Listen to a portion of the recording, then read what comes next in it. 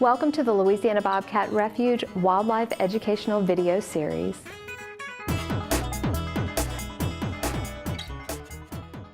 Well, Dr. Pirie, we're at the tiger exhibit, and since we're in Baton Rouge, you have a kind of a connection with Mike the Tiger at LSU, and I know everyone is a big Mike the Tiger fan, so let's hear a little bit about your connection with him. Well, Pam, with Mike the Four, when he was retired at LSU, we actually kept him here at the Baton Rouge Zoo and gave him a home, you know, until his final days, and that was always kind of an honor, you know, to help out LSU and also and the Tiger.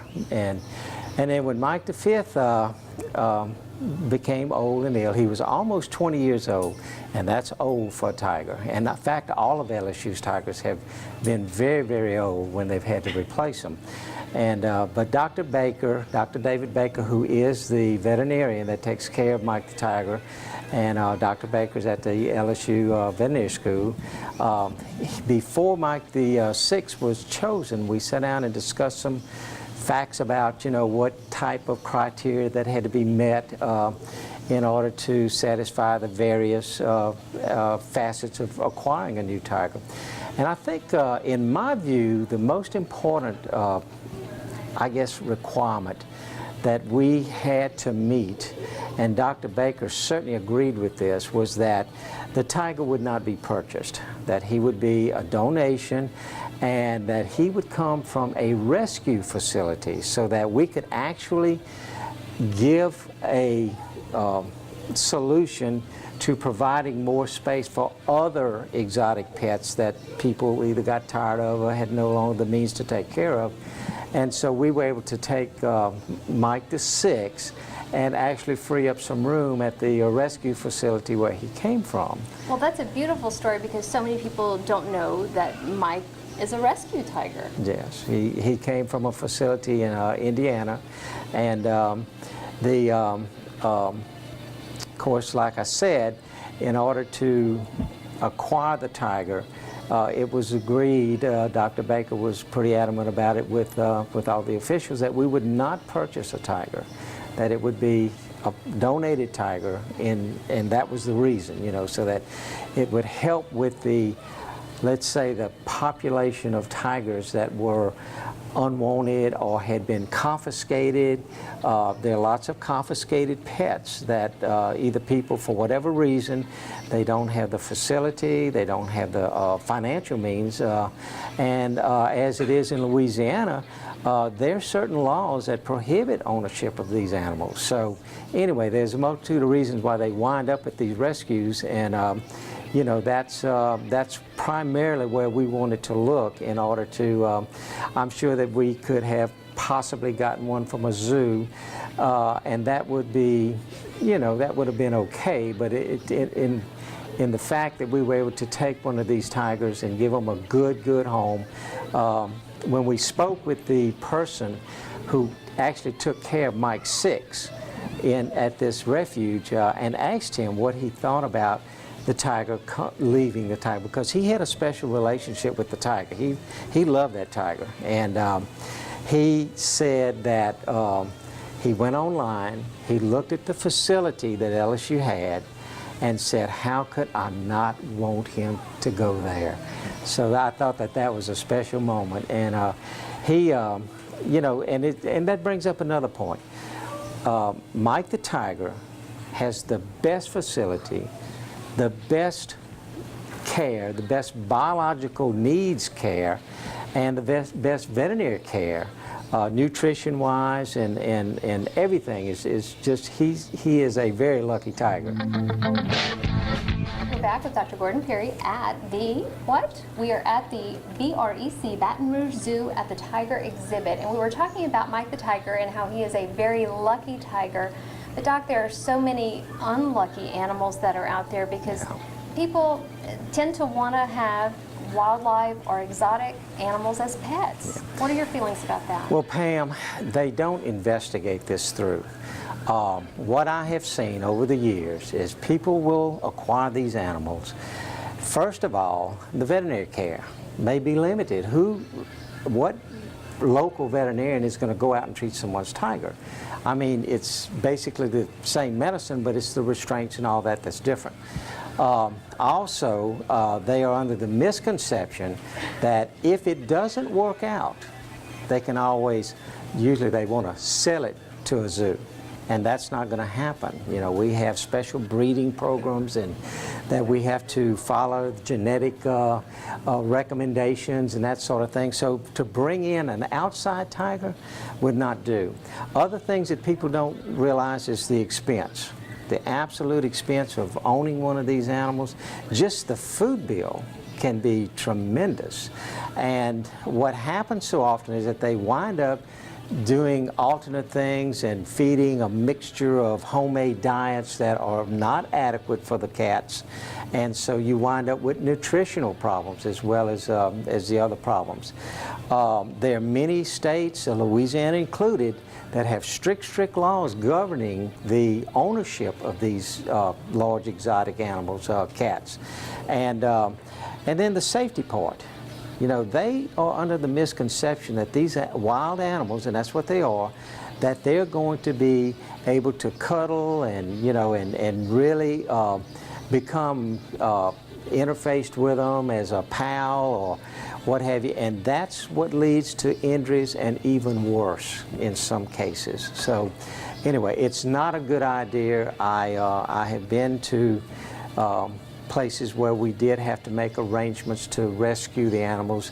Some of them are confiscated by the authorities, but it's just not a good situation. And one other thing, they acquire these animals, they need to check with their homeowners, because they will, I can almost guarantee, if someone gets injured by one of these exotic animals, their insurance will not cover them, and so that can be another factor. So. That is all just such important information to give to the public. I'm going to ask you one other thing too, is some people feel like, oh, I've got this particular wildlife, I found it, it was a baby, I raised it, and now it's too much for me to handle, I'm going to just humanely release it back into the woods. Is that a good idea? Once they become human imprinted, it is difficult for them to readily get acclimated back into the wild. And so to that extent, we say, call Wildlife and Fisheries. Get those people involved. They're the professionals. They're the ones that know how to deal with these situations, and it's really, it's just not a good idea. And even some of our indigenous wildlife can be dangerous. You know, a deer, there are people that get injured by deer. If they don't have the proper permits by the authorities, being Wildlife and Fisheries in Louisiana, then it's breaking the law. Well, so. We don't want you to get in trouble. You've got an expert here with Dr. Gordon Pirie, and we'll be right back with him in just a minute. We're back with Dr. Gordon Pirie. Yes, veterinarian, USDA accredited veterinarian, not just any veterinarian, but the BREC's Baton Rouge Zoo veterinarian and private practice veterinarian for quite some time. 42 years. 42 years. Well, you know, I never want to give the number with anyone, so people don't. Yeah, the zoo has put a lot of white hair up here, so anyway. It was all for a good cause. And speaking of good causes, you recently were part of some dental work on a tiger and a bobcat. Right. That's a little unique for a veterinarian. Well, actually, yesterday we had to do some dental work on one of our bobcats. It was an older cat, and we had to do some work inside the mouth to get him back to where he was feeling good, eating well, and so forth. And he's doing well today, so we're happy about that. The last dental procedure was done by Dr. Alfred Stevens, who's a good friend of mine, and he is a oral surgeon, veterinary surgeon here in Baton Rouge, and he's done a lot. He's actually worked on some of Mike the Tiger's teeth. But we had a tiger here that broke one of the canines, and of course that's a major tooth, and they're huge. They're very big fangs, and it's necessary that they have those in good working order. So we had to get the tiger sedated, transported to the hospital, do the root canal, monitor the tigers are kind of tricky with anesthesia, so we had to closely monitor the the anesthetic part of it, as well as, you know, and Dr. Stevens hurriedly did the root canal. But it turned out well. Everything looked good, and the tiger's back to their normal self. So, munching all those good munching things. all the good food, yeah. Now, we're going to kind of transition to a little bit different area.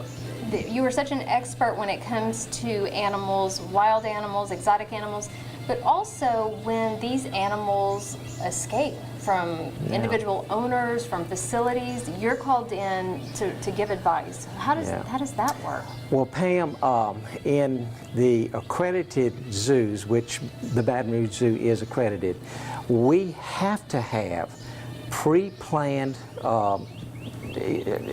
plans in order to address this. Now, we have not, thank goodness, not had to use this in a number of years, maybe a decade or so, but we are prepared for that, and everybody knows their job. And it's even to the point of knowing specifically the drug, specifically the dosage, and the size of the dart we're going to use. All that's pre-planned. Now, as opposed to when a private owner has one of these animals escape, then it is really a difficult situation. And dangerous for the public.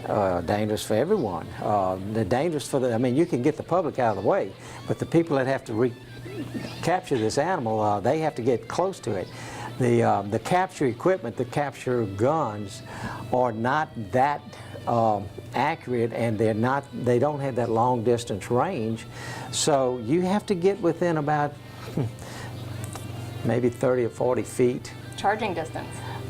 Very much so. And so anyway, that's and it's one of the reasons why we discourage private ownership, because should one of these animals escape, they're actually putting people's lives in jeopardy. And so that's for that reason, you know, we hope they don't escape. Well, we know who to call should they escape, but of course you're not going to get one of these exotic animals or any indigenous wildlife as a pet, so hopefully we'll just prevent that problem. Yeah. Thank you for being with us today. Okay, well, thank you, Pam. That was my pleasure. Okay. Here is your optional teacher education assignment. Have your students answer the following questions to test their listening comprehension skills and their ability to infer based on the video content. 1.